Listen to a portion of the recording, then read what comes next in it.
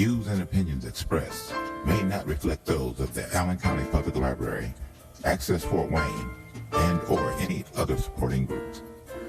If you are interested in producing your own programs for Access Fort Wayne, you can contact us at 260-421-1250.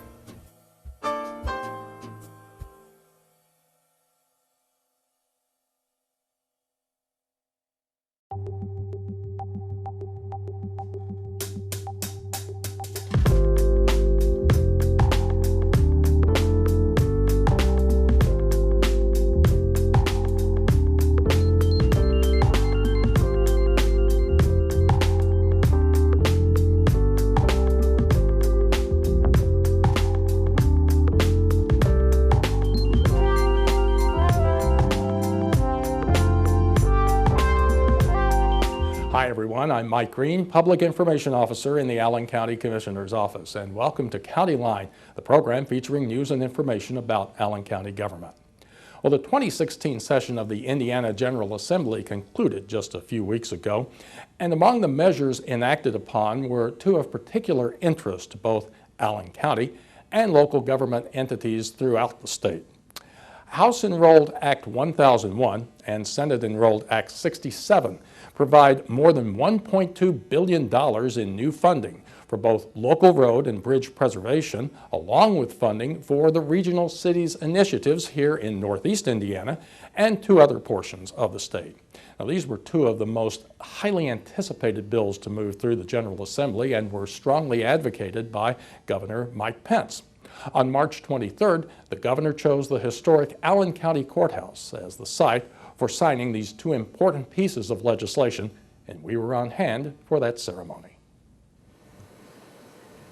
Well, welcome everyone. I'm Senator David Long. I'm honored to be the person who will introduce our guest of honor today. Thank you all for being here, and as we once again celebrate economic growth for all Hoosiers at both the state and local levels.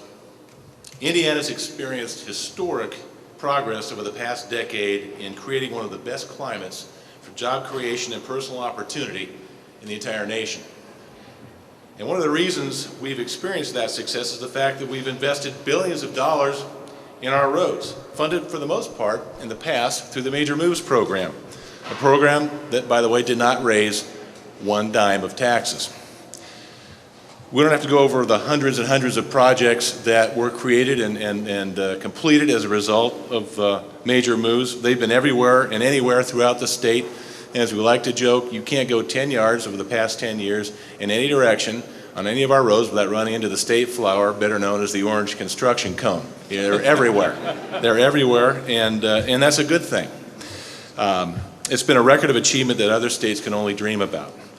But every program eventually runs its course, and today we have to find new ways to finance the ongoing construction needs of our communities in our state, while also finishing the job on some critical projects like I-69, which still needs to be completed from Bloomington to Indianapolis. We're here today to celebrate the fact that another $1 billion in state and local investment will once again be put into our state and local roads and bridges. And projects like I-69 are going to be completed as a result. Once again, this is being done without a tax increase. The difference from the Major Moves program is that this overall plan provides support for both local and state projects. It recognizes that our cities and our counties need help to maintain our roads and bridges. House Bill 1001 and Senate Bill 67 reflect unprecedented investment and commitments to our local infrastructure. We have here today, and I'm going to let the governor do some of the accolades, but we have here today the author of House Bill 1001, Representative Ed Soliday from Valparaiso, and the author of Senate Bill 67, Senator Brant Hirschman from Lafayette, both of whom were the shepherds of this legislation through the legislation, did a tremendous job. But the chief architect of all of this is Governor Mike Pence, who continues to push good roads in Indiana as a key to our future economic well-being. Good roads everywhere, both on our interstates and in our urban areas and in our rural areas, all of which need investment and improvement. In Mike Pence, we have a leader who understands what is needed for the future prosperity of our state and our regions, and he has the vision to spell it out. Today, we're here to celebrate that vision, so it is my distinct honor and privilege to introduce the person most responsible for our being here today. Ladies and gentlemen, please join me in a warm Fort Wayne welcome for the leader of our state, Governor Mike Pence.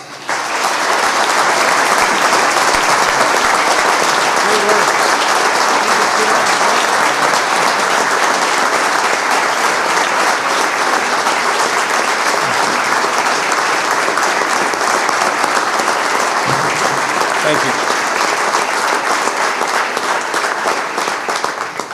Thank you, Senator Long. Thank you for that. Thank you for that very kind introduction. But more importantly, thank you for your leadership.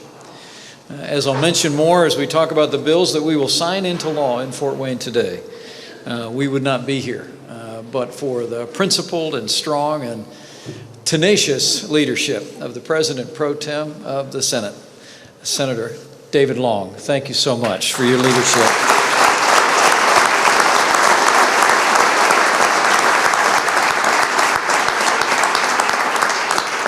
It is also just wonderful to be joined by so many other members of our team and members of a team that are resulting in a time of extraordinary economic growth in our state. Indiana really is on a roll. Over the last 3 years, businesses large and small across this state have created almost 140,000 net new jobs. Our unemployment rate was over 8% 3 years ago. It's 4.6% today across the state of Indiana. You even had good news here last week in Fort Wayne. I was slipping away to visit my son, who's stationed down at the Naval Air Station in Pensacola, Florida, but we still celebrated the news. Walmart building the largest milk processing facility of its kind, 200 good-paying jobs right here in Fort Wayne, Indiana. It's just part of a widening story of success.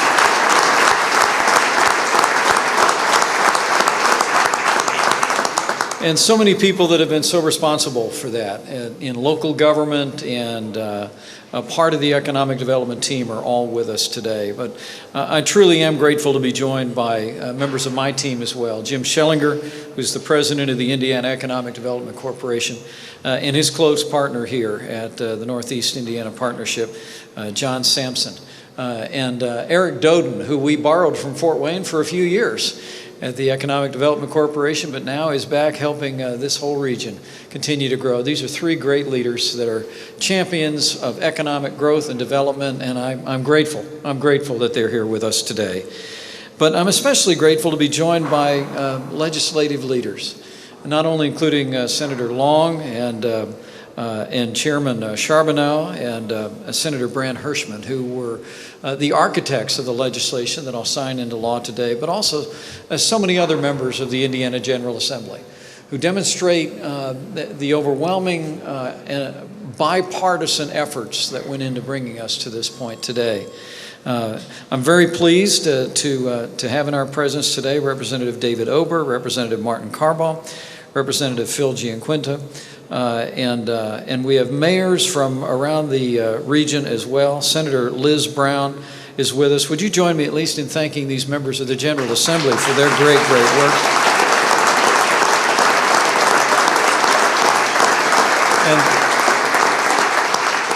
And part of this legislation will include roads. Another part of it is our Regional Cities Initiative, for which Northeast Indiana secured one of the 3 grants the state of Indiana has made.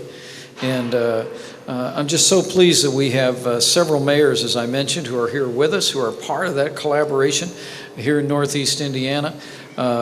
Mayor Ken Meyer of Decatur, Terry McDonald of New Haven, and Ted Ellis, the mayor of Bluffton, and Richard Hickman, the mayor of Angola. Thank you, mayors, for being with us, and thanks for your collaboration that brought us to this successful moment. To the local officials who are here, Therese Brown and Nelson Peters and others, it's great to be in the Allen County Courthouse and great to see all of you. The legislation that I will sign today is all about building on the economic momentum that's happening all across the state of Indiana. And particularly, these 2 bills, House Enrolled Act 1001 and Senate Enrolled Act 67, are about making the kind of investments that will continue to make it possible for job creators in Indiana to have the kind of environment where they can invest with confidence in ways that will create jobs and opportunities for Hoosiers for generations to come. I begin by mentioning how grateful I am for the full support of the Regional Cities Initiative. We had such an overwhelming response to this proposal that while we began with a plan to simply fund 2 regions of the state, the resources that we identified through a tax amnesty program were larger than expected. And frankly, the response around Indiana from 7 different regions was so much stronger than we anticipated that the Indiana Economic Development Corporation deigned to provide funding for 3 different regions of the state. And thanks to the strong leadership that Senator Long provided and the other legislators here, we were able, by this legislation, to fully fund all 3 regional city initiative projects. And I couldn't be more grateful.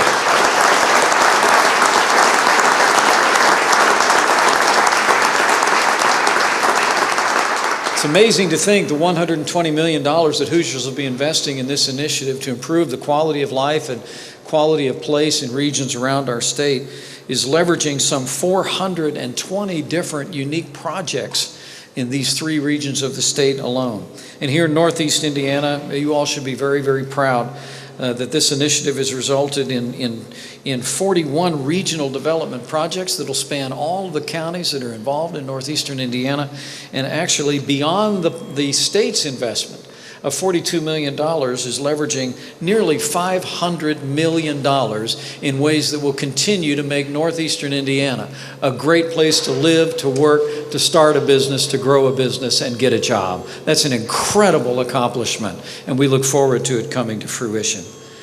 Now, the other part of this bill has to do with roads. And you know, I've always said I truly do believe that roads mean jobs. And with all due respect to the people wearing the really bright jackets who are here, I'm not just talking about road jobs. And now that I mention them, let me tell you what. As governor of the state of Indiana, I have the privilege of leading one of the greatest workforces in this state, dedicated public servants, each and every one. But I am especially proud of the team at INDOT that gets those projects done on time, ahead of schedule. Would you join me in thanking the folks in yellow coats that do such a great job for our state?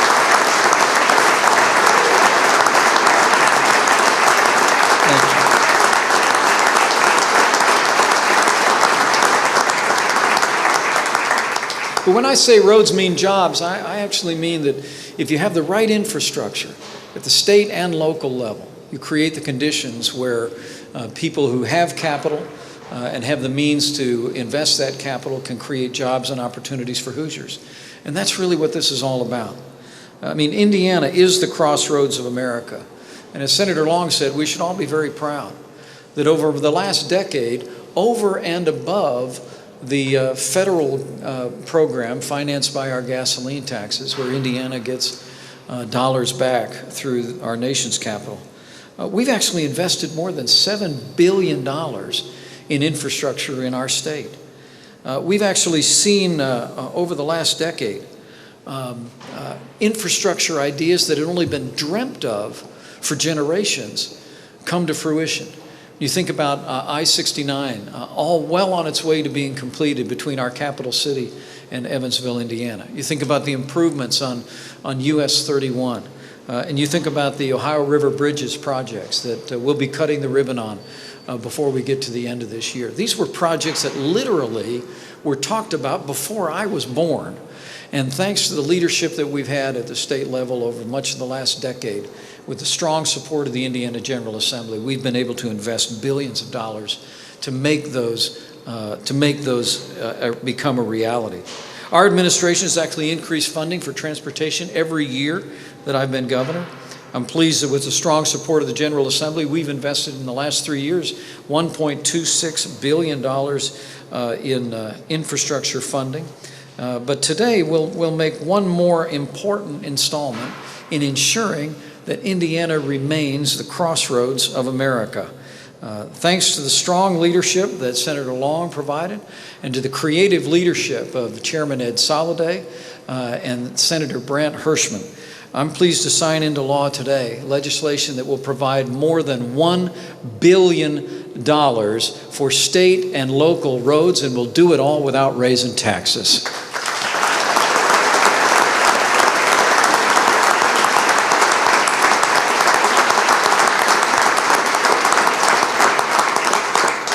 It is accurate to say that we are making a significant investment in our state's roads. We're meeting the needs that we know we have to take care of what we got. But we are making a historic investment in local infrastructure in the state of Indiana. And on that score, I particularly want to commend Senator Hirschman and all the members of the General Assembly here who helped us craft legislation that, while it includes more than $300 million to meet the needs that we have to continue to improve and preserve the roads of the state of Indiana, for local communities, this is really a historic bill. First and foremost, Senate Enrolled Act 67, authored by Senator Hirschman, will make $430 million available through the Local Options Income Tax Reserve Account to local communities. Beyond that, another $328 million from our excess reserves, what a lot of people call our surplus, is going to be made available for the preservation of our state roads. But back to the local roads, $186 million from those excess reserves goes into a matching account for local communities. $277 million over the next 4 years will be made available to local communities by redirecting 1.5 pennies of the gasoline use tax to local roads. And the good news is that's a permanent change, which is going to mean $100 million every year in addition going to local communities all across the state of Indiana to take care of the roads and infrastructure of our state.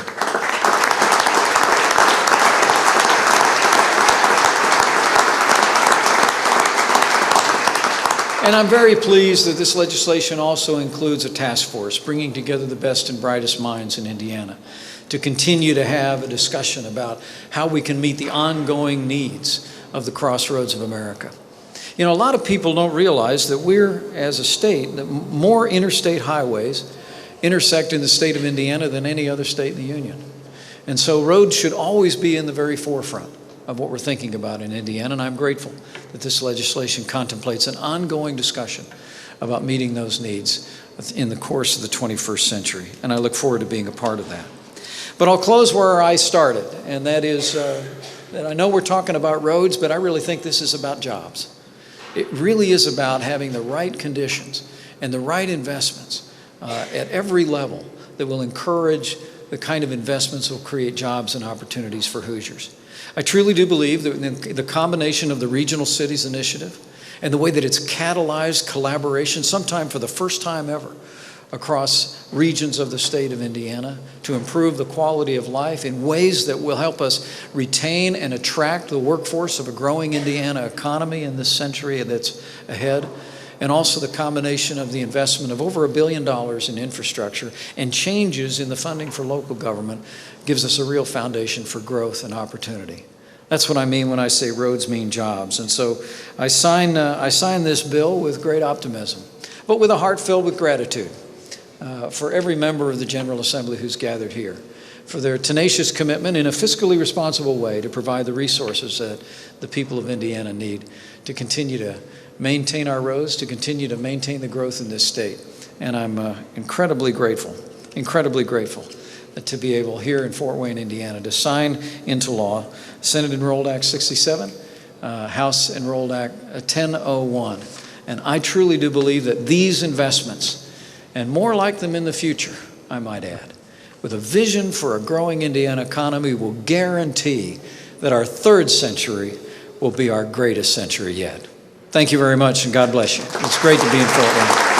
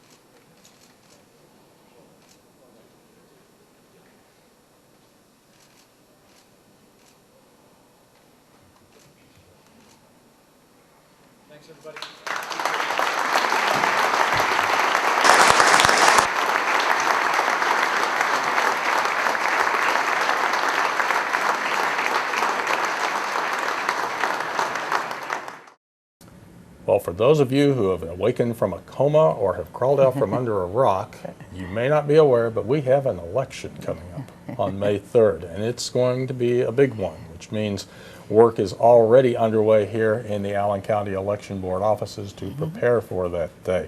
Beth DeLug is the director of the Allen County Election Board, and she is with us today to kind of give you a preview of what you can expect and some of the easier ways to go about voting here in Allen County in 2016. Beth, good to have you with us again, as usual. Thank you very much. Last year was the municipal election. Correct. For the city of Fort Wayne and New Haven, Grable, Woodburn, those folks. So this will be a bigger one. Last year you dealt with about how many precincts? We dealt with about 220 precincts and Now you'll be going up to 338. Okay. So countywide election, and again we said big one, so we're talking about presidential race. That's right. What else? Well, we've got a presidential race. We have other federal races as far as the U.S. Senate and also congressional races that are going on. We also have the county races and state rep races, and so it's a little bit across the board. Governor's race and a couple of other statewide elected offices, but then as you mentioned, we've got some state rep races here, state senate races. Right. So it's going to be a pretty full ballot. You're not going to be able to race through this one probably like you were last time. As we said, May 3rd is the day traditionally for casting your ballots, but you're going to be able to do it early again this year. Tell us a little bit about that, because there is a change from previous elections, although last year, and we'll talk about it a little more, last year you did make some changes that you'll be incorporating this year, but let's talk about early voting. Okay, basically right now we're accepting absentee mailed ballots. In fact, we just sent out our first batch of mailed ballots last Friday.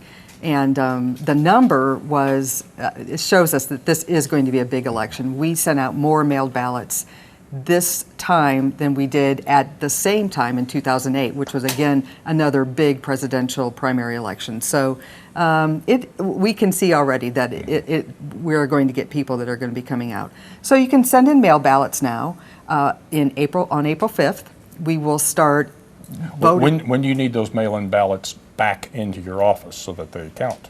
We need those back into our office by midnight on April the 25th. Okay, so that's an important date to remember if you are going to be mailing back in an absentee ballot. Right. Now, as far as early voting, here at the Russo Center. Right, that would start on April the 5th, and that's on a Tuesday, and we're going to be open from 8 until 4:30, Monday through Friday. Okay. Until we get to the last week of the election, and right before the election, then we're going to start having some satellite openings, and also we're going to be stay opening a little bit later, and we'll get some Saturday hours in there as well. Okay, so let's talk about the satellite voting. That's the new wrinkle you tried last year, experimented with during the municipal elections.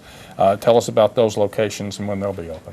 We've got 4 library locations, Aboit, DuPont, Georgetown, and Hessen Castle Library, and those will be open the Tuesday through Saturday before the election. We're going to basically mimic the library's hours. We're going to be open from 10 to 6 on Tuesday and Thursday, or excuse me, 10 to 6 on Tuesday or Wednesday and Friday. Okay. And on Tuesday and Thursday, we'll be open actually till 9 p.m. Okay. And we're also going to be open till 9 p.m. on the lobby of the Rousseau Center. So we've got a lot of dates and times, and we suggest that if people want to vote at any of those satellites, that they check out our website to find the exact dates and times. Okay, but at the library sites, just to be clear, you're only going to be open for 1 week prior to the election? Is that the Tuesday through Saturday, the week before the election. Prior to the election? Right. Okay, at those 4 satellite locations. Correct. As we said, you tried those last year. They apparently worked out well for you. They were great. We very well received. Everyone who went there just loved it. We're still getting a lot of responses from people that enjoyed having that extra ability to vote early, but not necessarily having to come down to do it downtown. Sure. Okay, so 4 satellite locations, plus here at the Russo Center for early voting, and here at the Russo Center, that is up until, I think it's right the day before the election noon, day. Yeah, exactly. Noon on Monday is when we stop early voting here at the Russo Center. Okay. And then in addition, there is the traditional election day. Right. And that will be 6 to 6 that Yes. day. Yes. You do have a few changes in terms of polling locations, right? Right. Actually, we're obviously have more polling locations open this time than we did last year for the municipal election, Right. because we are going to be out in the county. And we do have some locations that have changed, mostly in the north side of town. We lost a couple of locations and had to do some scrambling to get everybody to a good place. But so if you live in the northeast section of town, you definitely want to check and make sure where your polling location is. We are going to be sending out reminders to everyone about Election Day and where your polling location is, so look for those in your mailbox. Okay. Something else new that you tried last year that I'm going to reach over and grab that proved to be a time saver and quite a nice thing for folks that you'll have at your satellite locations as well as Election Day is this little contraption that's called a poll pad. That's right. For folks who didn't vote last year or maybe are new to it, kind of give us an idea of what this is and what it does and how it helps you folks. Sure. This is an electronic poll book, and basically this allows the poll workers to leave the paper poll books behind and actually scan either a driver's license so that they can pull the voter up in an electronic database, or manually enter the voter's name in our database and check in electronically rather than using the paper poll books. This eliminates the uneven lines at the polling locations and really speeds up the check-in process. So we did a lot of training with our poll workers. We're going to do that again, obviously. Because you'll have some more people. We'll have some more new who haven't people. used this before. But everyone, voters loved it. The poll workers loved it. Once they got used to the new technology, it just really sped things along. Okay, so, and as you have to do to vote, you have to make sure you bring your proper identification. Right, So photo driver- ID, whether okay. if it's a driver's license, we can scan it. Right. There's other photo IDs that are available that are okay to use to vote. And you but can still use the polling pad for this. Absolutely, absolutely. And what this does, especially in polling locations that may have more than one poll, I guess you would say. Right. The voting place that has multiple polls. Right. When you come in and you get this scanned, you sort of get, I call it a receipt, but Right. you get a printout that tells you where you're supposed to go within the building to vote. Right. Well, basically, what it tells you is the actual ballot that your precinct is assigned to, and it is a primary election, so you're going to have to choose whether you want to vote on a Republican ticket or a Democratic ticket. Okay. You can't do both, and when you are checked in using this electronic poll book, it'll spit out a little ticket that will tell the judge who sets the voting machine which ballot you should receive. And any idea about how much time this? I mean, it saves you several minutes, I would assume, or Oh, maybe even yeah. longer. Because I mean, we were down to probably about a minute checking in people, and, as opposed to going through the paper poll books. And especially, this eliminates wrong lines. If anybody's ever been frustrated with being in the wrong line for a precinct and polling location, this takes care of that completely. Okay, so poll pad's going to be new. If you didn't vote last year, you'll get to use that and check in at the polling location. Anything else we need folks to remember as far as Election Day comes? Well, just make sure that you look at your ballot before you come in.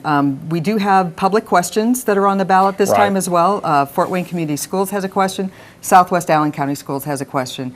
And also Huntertown has a public utility question. So take a look at your ballot. Make sure you know how you want to vote, which ballot you want to vote.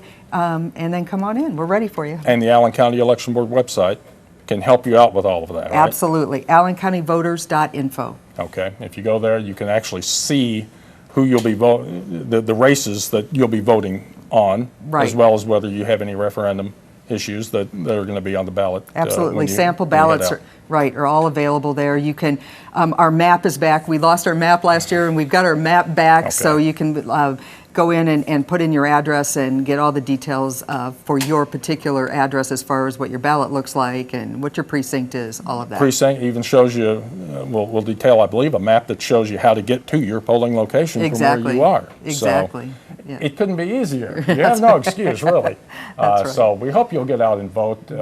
Check out the Allen County Election Board website and allencountyvoters.info, and you'll be able to find out so much more.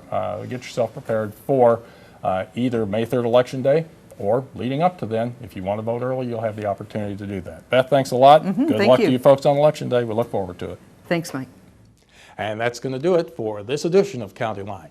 I'm Mike Green, Public Information Officer in the Allen County Commissioner's Office. Thank you so much for watching as always, and we hope to see you again next time on County Line.